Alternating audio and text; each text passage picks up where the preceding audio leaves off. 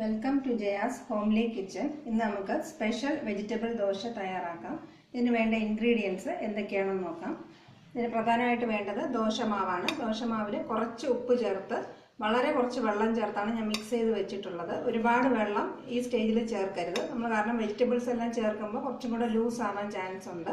അതുകൊണ്ട് വളരെ കുറച്ച് വെള്ളം ചേർത്ത് ഇത് മിക്സ് ചെയ്ത് വെക്കണം. പിന്നെ വേണ്ടത് കുറച്ച് വെജിറ്റബിൾസ് ആണ്. വീട്ടിൽ ഏത് വെജിറ്റബിൾസ് ആണോ ഉള്ളത് അത് ഉപയോഗിക്കാം. ഞാനിവിടെ ബീൻസ് എടുത്തിട്ടുണ്ട്, സവാളയുണ്ട്, തക്കാളി, ക്യാരറ്റ് എടുത്തിട്ടുണ്ട്, കുറച്ച് മല്ലിയില വേണം, ഒരു വലിയ കഷ്ണം ഇഞ്ചി ചെറിയ പീസായിട്ട് കട്ട് ചെയ്ത് വെച്ചിട്ടുണ്ട്.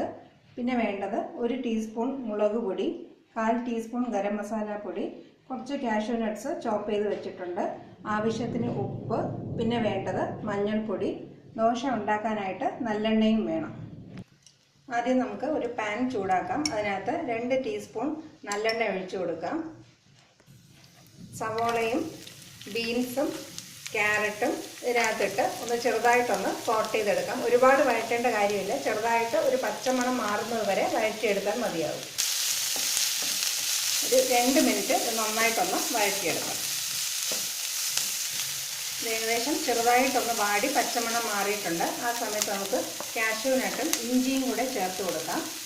ഇത് രണ്ടും ചേർത്തതിന് ശേഷം 1 മിനിറ്റും കൂടെ വഴറ്റാം.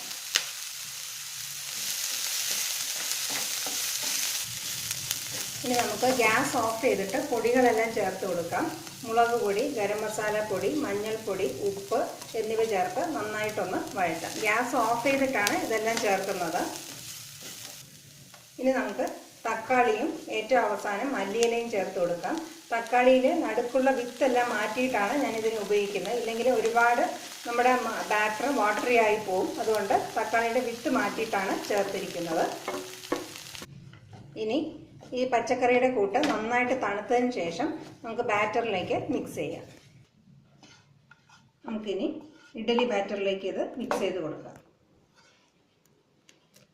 ഇനി എല്ലാം കൂടി നന്നായിട്ടൊന്ന് മിക്സ് ചെയ്തെടുക്കാം.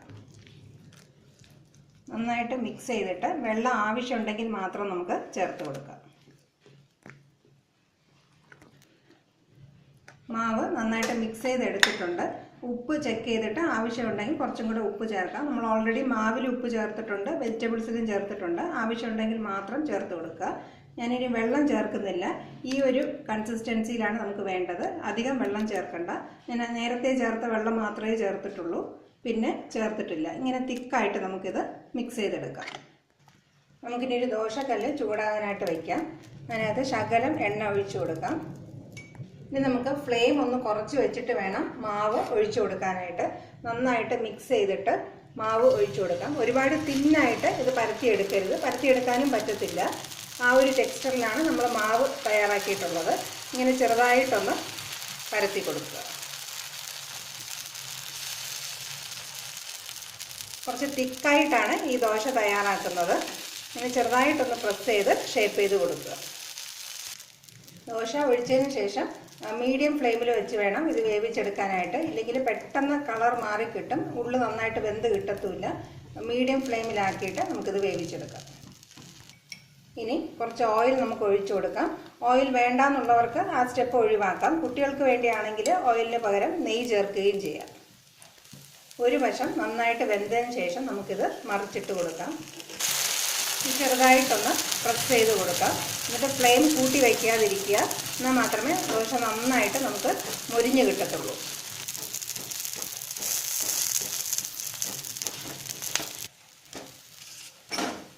നന്നായിട്ട് മുരിഞ്ഞ് വന്നിട്ടുണ്ട്. ഇനി നമുക്ക് മറ്റേ വശം കൂടെ മറിച്ചിട്ട് ഒരു 2 മിനിറ്റും കൂടെ നന്നായിട്ട് മൊരിയിച്ചെടുക്കാം. ദോശ 2 വശവും നന്നായിട്ട് മൊരിഞ്ഞ് വന്നിട്ടുണ്ട്. നമുക്കിനി ഒരു സെർവിങ് പ്ലേറ്റിലേക്ക് മാറ്റാം. വളരെ ടേസ്റ്റി ആയിട്ടുള്ള സ്പെഷ്യൽ വെജിറ്റബിൾ ദോശ തയ്യാറായി കഴിഞ്ഞു.